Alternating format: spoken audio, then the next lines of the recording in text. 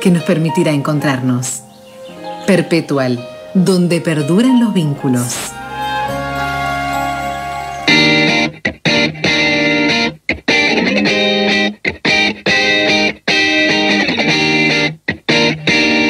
El clima de tensión y crispación política que hoy se vive en la Argentina contrasta con lo que sucedía hace 30 años. Creo yo fue la última oportunidad en que en toda la clase política de nuestro país se sentó a discutir pensando en el futuro de la Argentina. Urgido por necesidades coyunturales de aquel momento, 1994, pero también con la buena intención, una vez que se convocó a la reforma de la Constitución, de sentar las bases de un país mejor. Alfonsín, Mestre, Eduardo Menem, Lirita Carrió, Néstor y Cristina Kirchner, Adolfo Rodríguez Sá. En ese debate estuvieron representantes de toda la política argentina y encontraron un ámbito para discutir cuestiones fundamentales, más allá de la coyuntura del momento. 30 años después, la Constitución reformada en aquella oportunidad es de los textos menos leídos y respetados en el actual presente de la República Argentina. Un solo riocuartense participó de aquel momento. Hoy, exactamente hoy, se cumplen 30 años de la jura de la nueva Constitución y Esteban Miguel Chachi Llamosas fue el representante de nuestra ciudad en esa convención constituyente. Lo saludo, doctor Llamosas. ¿Cómo le va, Chachi? Buen día. Buen día, Guillermo. Ya. ¿Lo escucho bien? ¿Usted me escucha bien? Sí, te escucho bien. Bueno, perfecto. ¿Qué siente que aquella Constitución fue el valioso encuentro de toda clase política o siente la frustración de este presente de no haberla respetado y haber impulsado y materializado las buenas intenciones que tenía aquella Carta Magna reformada? Mira, Guillermo, hace 30 años, justamente hoy, se sancionaba reforma constitucional. Recibimos críticas injustas porque creo que reducían la reforma constitucional a una suerte de pacto donde se buscaba la reelección del presidente y dar radicalismo con cabeza por Alfonsín, el famoso senador por provincia. Todo eso debe haber tenido algún inicial para limitar la convención a esos dos aspectos. Después se vio en los hechos porque de repente se avanzó en muchísimas instituciones que todavía lamentablemente en muchos casos no están vigentes, pero que significaron un núcleo ideológico importantísimo. Yo siempre rescato dos aspectos de la reforma constitucional que para mí son centrales. El artículo 75, inciso 22, que incorpora los derechos humanos con jerarquía constitucional, y el artículo 36, que habla a partir de ese momento que todo acto que atente contra la democracia, que vaya contra el Estado de Derecho, va a ser declarado nulo y sus productores traidores a la patria. Es decir, ahí está un poco el centro. Y además no puedo dejar de reconocer que estaba todo el arco político argentino dándole legitimidad a la reforma. Ese para mí es un aspecto central, aun cuando es cierto, hay muchos aspectos que no se aplican, que se han tergiversado o que directamente se desconocen en estas épocas actuales tan asiagas que vivimos. Aquel debate no es que fue un debate tranquilo, tuvo polémica, pero nos dimos la posibilidad de sentarnos a discutir la Argentina del futuro.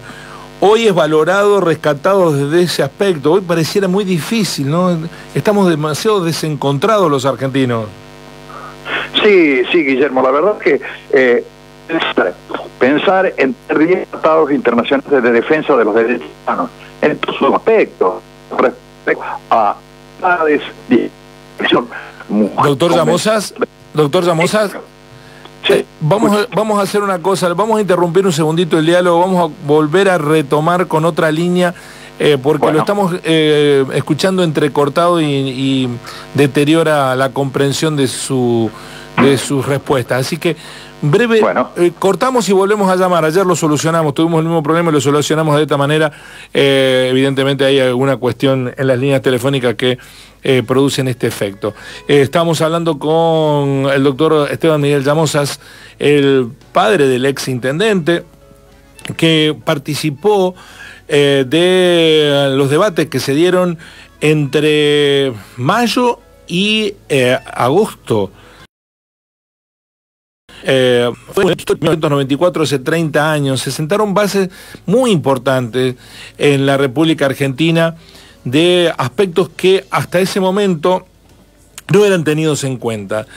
Como lo admite el propio Llamosas, algunas de las cuestiones ligadas con los textos, contenidos debatidos en la propia reforma constitucional no terminaron de implementarse. Por ejemplo, un aspecto que quedó pendiente es cómo el país iba a distribuir los recursos económicos. La cuestión de la coparticipación no fue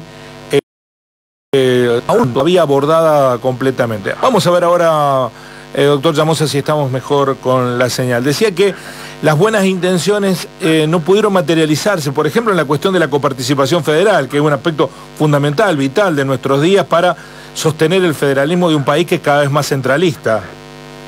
Así es, así es. Yo te decía, Guillermo, recién y te lo repito ahora, entre esos aspectos que realmente quedaron consagrados en la Constitución, un verdadero federalismo que lamentablemente hoy no se aplica, porque vivimos un centralismo que es absolutamente injusto y discriminatorio con las provincias. El verdadero núcleo ideológico que para mí constituyó el centro más importante de la reforma constitucional, artículo 75, inciso 22, incorporación de los tratados de derechos humanos y los tratados de incorporación a la región. Y el artículo 36, que es el que determina que cualquier violación al Estado de Derecho, cualquier levantamiento contra la democracia, sea considerada con actos nulos y sus autores sometidos a procesos de traición a la patria. Esos dos artículos, y cuando me refiero al artículo 36, no solamente se expresa con los golpes militares que hoy ya pertenecen al pasado, sino a cualquier hecho que violente la Constitución, que desconozca sus derechos, los derechos incorporados, tergiversa el orden democrático y también es susceptible de la más amplia condena y rechazo. La operatividad de esos tratados hace que hoy, al tener jerarquía constitucional, puedan ser aplicados aun cuando sabemos bien que en la práctica ello no ocurre y estamos sucediéndonos en el país en situaciones muy dolorosas y muy contrarias al espíritu de aquella constituyente que tuvo todo el arco político argentino para darle legitimidad, desde la derecha, expresada por el partido de Bussi, de Rico, y de la izquierda, que en ese momento representaba el Frente Amplio, y los partidos tradicionales mayoritarios de entonces, radicalismo y justicialismo. Yo digo que a pesar de una embestida muy fuerte de los medios hegemónicos de aquel momento, que la querían descalificar y reducir a la convención a una cuestión simplemente de un canje de la reelección del presidente Menem para el peronismo y un tercer senador para el radicalismo, en los hechos, en este avance que produjo la constituyente, todo ese aspecto quedó de lado y se avanzó en muchas instituciones que, bueno, aún lamentablemente hoy no tengan vigencia, están plasmadas en la reforma. Sí, recordemos eso también, doctor Llamosas, que hubo un sector de el poder materializado a través de los medios hegemónicos que la veía como un gasto innecesario a la Constitución, porque no querían cambiar nada, ¿no? Esta idea de continuar con sectores privilegiados en una sociedad. Sí, efectivamente.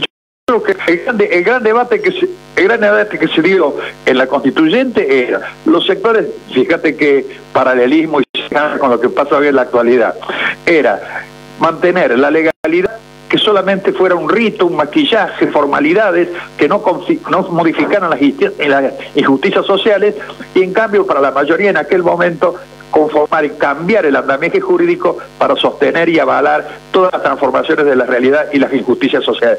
Es decir, todas las realidades lamentables que vivimos hoy, desconocimiento de los derechos humanos básicos, avance sobre libertades, sobre derechos el intento de destruir el Estado, avanzar sobre la educación pública, son todas violaciones al derecho constitucional y perfectamente podrían ser enmarcadas, no ya por supuesto como golpe de Estado al estilo tradicional de los golpes de Estado militares, pero sí con verdaderos avances sobre el Estado democrático y los derechos consagrados en aquella reforma, que te considero, Guillermo, que está considerada como una de las más progresistas en aquel momento y aún ahora en el mundo del derecho.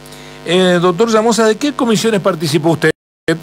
Yo tuve el honor de participar como secretario en la comisión que incorporó los tratados de derechos humanos. Los 10 tratados de derechos humanos, donde está el avance sobre todo lo que es el Pacto de San José, el Pacto de Libertades, todo lo que tiene que ver con la discriminación contra la mujer, la tortura, los derechos del niño. Esos son los principales derechos de la comisión donde yo participé y, por supuesto, los tratados que tienen que ver con la integración territorial. Esa comisión la presidía Juan Pablo Cafiero, que en aquel momento representaba el Frente Grande, y yo era el secretario, y con Juan Pablo nos tocó defender en aquel 22 de agosto, donde se sanciona la Constitución, el despacho de la comisión y por supuesto también el de nuestros propios partidos que integraban el arco político en aquel entonces. De la Constitución lo más interesante era la reunión de comisiones, más que los plenarios, ¿no? ¿Cómo era? ¿Qué recuerdos tienen? ¿Cómo eran las discusiones? Sé que hubo hasta cuestiones que se resolvieron con café de por medio, pero también había un clima de amistad, de disidencia, pero de amistad entre los participantes. ¿Cómo lo vivió desde ese lugar? Sí, bien decís vos, Guillermo, en las comisiones era donde realmente se producía el debate ideológico. Yo siempre recuerdo un avance muy fuerte que hubo sobre nuestra comisión, sobre la Comisión de Tratados Internacionales, de los sectores que representaban la hegemonía de los medios de aquel entonces. Hablo de ADEPA y otros más, que avanzaban, fuertemente intentaron que no se sancionara el Pacto de San José como uno de los tratados internacionales porque decía que afectaba a la libertad de prensa. En realidad, lo que les afectaba era a las empresas hegemónicas. Ahí se produjo un debate en donde se logró que las distintas fuerzas que integraron la comisión rechazáramos esos intentos. Lo recuerdo como una anécdota muy importante. Hubo otros ataques, avances, pero se daba una convivencia democrática más allá de las diferencias que en muchos aspectos tenía. Pero en central, representantes como Alfonsín, como Antonio Cafiero, como el propio Eduardo Menem, que presidió la Constitución con mucha jerarquía y por supuesto con mucha idoneidad, se daba la coincidencia y se logró avanzar mucho más allá de lo que se pensaba en algún momento por algunos sectores. Creo que esa convivencia democrática sobre los aspectos centrales le puso una valla a fuertes presiones que pensaban que la Constitución tenía que terminar una vez que se cumpliera con lo que según ellos establecía el Pacto de Olivos, que eran esos dos aspectos, ¿no? Reelección del presidente Menem, tercer senador para el radicalismo. ¿Qué recuerda de aquellos días en lo personal? ¿Sentía que estaban haciendo historia, doctor Llamosa? Mira, yo me siento y siempre lo digo, para mí el mayor orgullo en mi carrera política es haber podido representar a mi ciudad, mi región, constituyentes en aquella convención.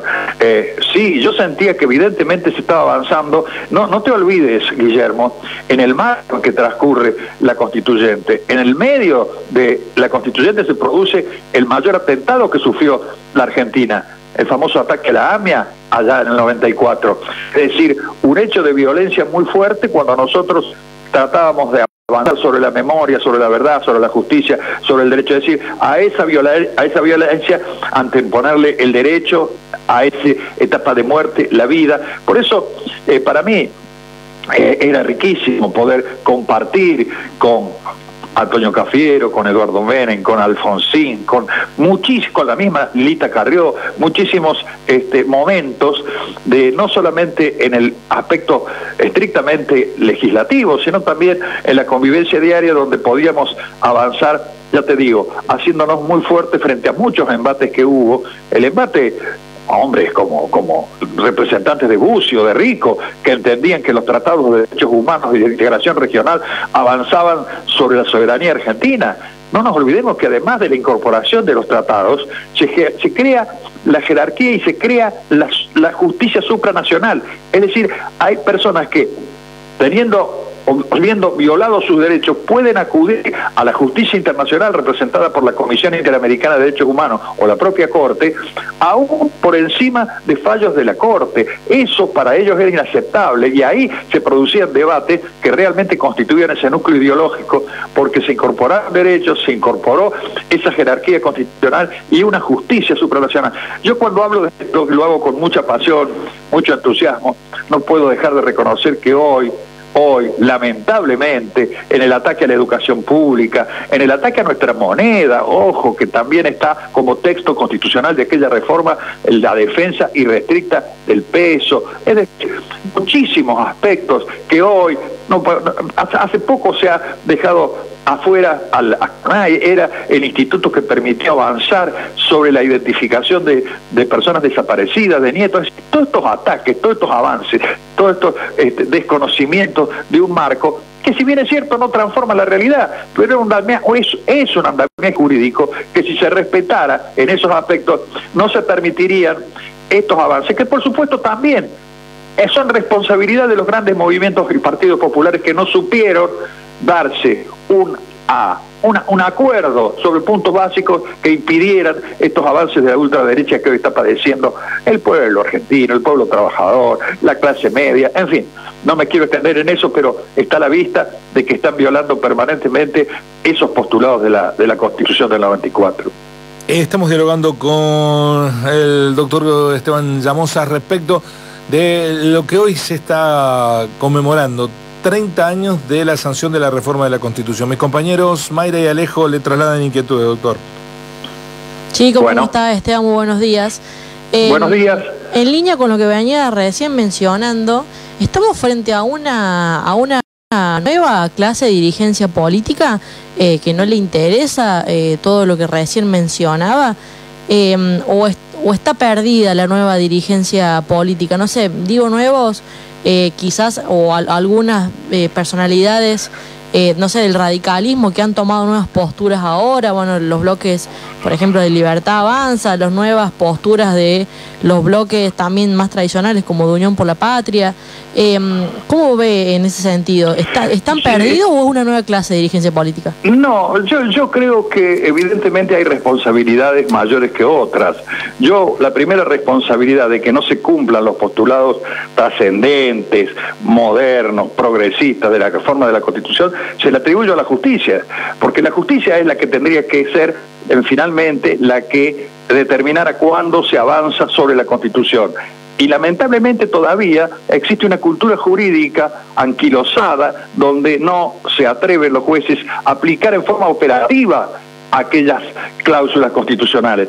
Eso en primer lugar, ni hablar también de sectores de la clase política que están abandonando banderas tradicionales, y lo digo aún en mi propio partido, en el justicialismo, en el radicalismo. Es decir, creo que es un momento muy triste de la historia argentina, de la historia política, en donde para estar a la altura y superar divisiones que permitieron lo que hoy estamos viviendo, y olvido al que vos decís, es recuperar una cultura democrática, lograr acuerdos que formen a través de los grandes movimientos nacionales una valla y un avance que en el orden democrático, por supuesto, siempre me refiero dentro de la democracia, una legitimidad y un avance que no desconozca todos esos principios, que avance sobre esta recesión incalificable que pretende hacerle pagar el costo político de principios económicos a los sectores más vulnerables. En fin, todo esto es cultura democrática. Yo creo que las clases dirigentes nuevas, y sobre todo los que tienen más responsabilidad en las conducciones, deben ponerse a la altura de las circunstancias y comenzar a revertir este proceso de desconocimiento, que yo no lo atribuyo tanto a los jóvenes, sino a quienes deben conducir desde la justicia, de los sectores políticos, de los sectores sociales, estos cambios que nos permitan volver a una normalidad constitucional que hoy lamentablemente no se vive. Este diagnóstico que está haciendo el presidente, ¿cree necesario, doctor Llamosa, el impulso de una nueva reforma de la Constitución, ajustar lo que ocurrió hace 3 décadas atrás? Mira, Guillermo, cuando me preguntan eso, ante el desconocimiento, yo digo que más que una nueva reforma lo que hay que hacer es cumplir la actual. Hay que cumplirla, hay que fijarse en el artículo 75, los tratados, hay que fijarse en la incorporación de nuevos derechos. Ahí vencimos también una posición muy anquilosada de los sectores de ultraderecha que decían que no se podía avanzar sobre el sector dogmático de los derechos de la Constitución. Y logramos, en ese acuerdo interpartidario que traspasaba a los distintos partidos, que se incorporaran nuevos derechos en materia de federalismo, de amparo, de Consejo de la Magistratura. Te puedo citar un montón. ¿Por qué? Porque dijimos que cuando se trataba de nuevos derechos, no estábamos vulnerando derechos que en la parte dogmática establecía la Constitución 1853, sino incorporar aquello que no estaba prohibido. Es decir, todo eso significó en algún momento un paso muy trascendente. Pero yo insisto, más que pensar en nuevas reformas, hay que pensar en cumplirla, hay que pensar en una justicia que supere posturas totalmente anquilosadas o pseudo partidarias. En fin, hay muchos aspectos que harían muy extensa mi respuesta, pero prefiero que se cumpla y no pensar en una nueva reforma, Guillermo. Para finalizar, doctor Llamosa, también se dieron espacios para las bromas. Usted creo que me contó una vez que que era afecto a enojarse a Alfonsín y lo hacían enojar particularmente. Bueno, sí, era parte de la anécdota donde cuando terminaban las sesiones nos reuníamos en el único lugar abierto que había en Santa Fe, que era un barcito que el dueño era Miguel Cel. En aquel momento se dedicaba a la gastronomía y al humorismo. Y ahí, por supuesto, había coincidencia, había convivencia, había un buen clima. Después, por supuesto, lo hacían enojar a Ricardo Alfonsín, cosa que no era muy difícil. También lo hacían enojar a Antonio Cafiero, pero se convivía, se avanzó en los sectores fundamentales, se logró eludir esos embates tan fuertes. Yo te conté la anécdota de los medios hegemónicos, te puedo contar muchas otras, te puedo contar también que avanzaban o pretendían suprimir los avances sobre los derechos de las mujeres, sobre muchos aspectos que están incluidos en los pactos, pero había esa convivencia. Y también, por supuesto, anécdotas de tener que convivir a veces con un hombre como Rico. Yo menciono a Rico, a Bussi no lo quiero ni siquiera nombrar, pero con Rico nos tocó a muchos convencionales constituyentes que no encontrábamos dónde alojarnos en Santa Fe, compartir el alojamiento en una colonia. Vos recordarás, creo que anduviste por aquel lugar, porque en aquel predio donde nosotros nos alojábamos, como anécdota cuento, y vos lo cubriste, la visita de Carlos Monzón, que se encontraba detenido y con un sistema que le permitía, el sistema carcelario de entonces, ir a entrenar jóvenes ahí a ese predio. Bueno, te lo cuento como anécdota, había muchísimas anécdotas, pero había un clima entre lo que podemos llamar fuerzas democráticas, no los ultras, de convivencia y de avance en sectores importantísimos. Yo siempre, Guillermo, quiero recordar, y lo lamento, que no haya participado como colega constituyente el querido Chicharra Abella. Él estaba en un lugar donde, por supuesto, con la hegemonía que existía desde Capital de Córdoba, tanto para el peronismo como para el radicalismo, lo colocaron en un lugar 10º que no le permitió entrar. Habíamos logrado en la parte previa a la elección de constituyente, en fin, repartirnos un poco la tarea. A mí me interesaba el tema de los tratados, a Chicharra le interesaba muchísimo lo que era el federalismo, la coparticipación, pero lamentablemente no se pudo dar por esa hegemonía que en aquel momento en nuestros partidos tradicionales ejercían desde Córdoba capital. Doctor Llamosa, gracias por este recuerdo, esta evocación. Es necesario que la política revise sus comportamientos de hoy y se alimente en alguna de las cuestiones positivas del pasado. Eso no quiere decir que en el pasado todo haya estado bien, pero nos dábamos ámbito por lo menos para discutir algunas cuestiones, cosa que ahora parece haberse extraviado como norte de la democracia, y sin parlamentarismo, sin consenso, sin discusiones entre sectores que ideológicamente no concilian, pero que deben llegar a un acuerdo mínimo, indispensable para sacar adelante el país. Va a ser muy difícil conseguirlo. Así que le agradezco muchísimo este recuerdo, doctor Llamosa. No, muchas gracias a vos, Guillermo, y realmente ese es el desafío. Si realmente se quiere respetar y cumplir aquel propósito muy sano, muy progresista que tuvimos muchos en la Constituyente, hay que avanzar en esos acuerdos que permitan salir de ese encuentro y de este ataque permanente a los derechos y a las libertades, que son políticas de Estado y patrimonio de la gran mayoría del pueblo argentino. Gracias por recordar los 30 años de aquella reforma de agosto del 94. El doctor Esteban Miguel Llamosa, el único riocuartense participante de esa convención constituyente que sentó las bases de la Constitución que hoy tenemos. Así son las cosas. Así son las cosas.